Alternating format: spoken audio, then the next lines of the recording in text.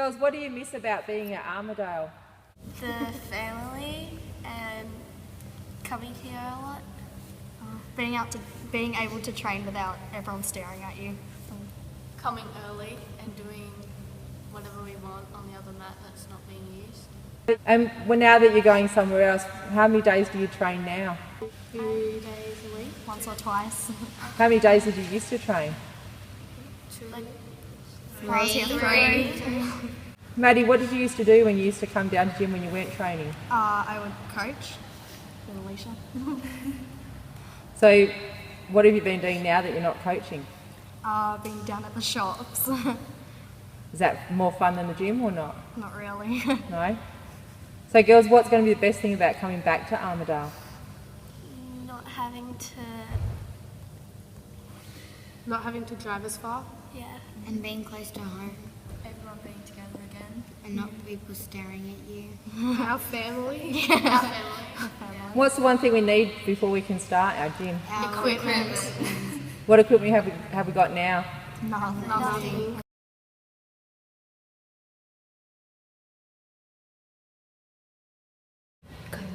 Hi, I'm Jodie Hamilton and I'm the president of the new Armadale Gymnastics Club Incorporated. My children have been going to what was the Armadale PCYC for 10 years.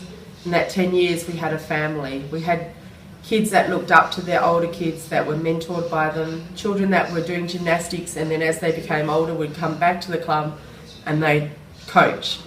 This also not only provided the club with coaches but also kept those kids interested in the community and also kept them off the streets and in the shops. Our gymnastics club was around 180 kids that loved each other, that looked after each other and looked up to each other.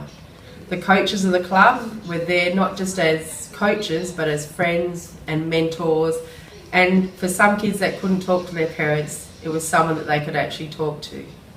In 2014, PCYC took all that away from us. They decided that the Armadale area didn't need the club there and they were going to focus on a different wavelength.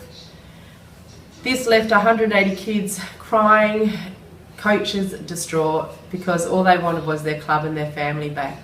It wasn't just losing a sport they loved, it was losing their family, the people that supported them and looked after them and cared for them for the last 10 years, the people that they could trust and could talk to. Without that, it wasn't just a club that was lost, it was this big family that looked after each other and invited warmly anyone else that wanted to join. We've now incorporated our club and we've also formed a committee and we're busily fundraising as we need to raise between $50,000 to $100,000.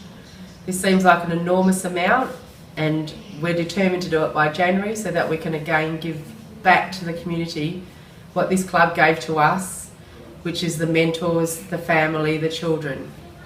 My children were devastated, I know many other parents were, and they want this back.